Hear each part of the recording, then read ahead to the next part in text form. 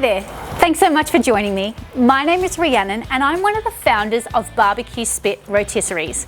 Today, I'm going to answer one of the most common questions that we get asked from our customers, which is how high do I need to have my meat away from the charcoal when spit roasting?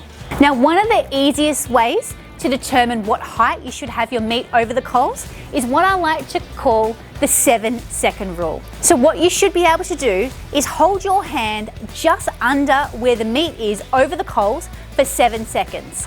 Now, if you can't hold it there for 7 seconds, it means that the charcoal is too hot or that the meat is too close to the charcoal. So what you need to do is start to disperse the coals away or move the meat further away from the charcoal.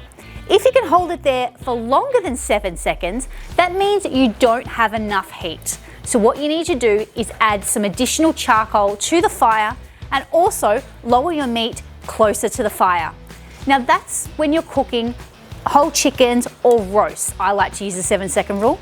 If you're cooking some Greek Gyros, I like to use the 4-second rule. So it's exactly the same thing. You should be able to hold your hand there for about 4 seconds and raise and lower as needed. If you'd like to stay connected and keep on upping your barbecue game, don't forget to hit the subscribe button, give us a huge thumbs up, leave a comment in the comment section below, and we'll catch you in the next video.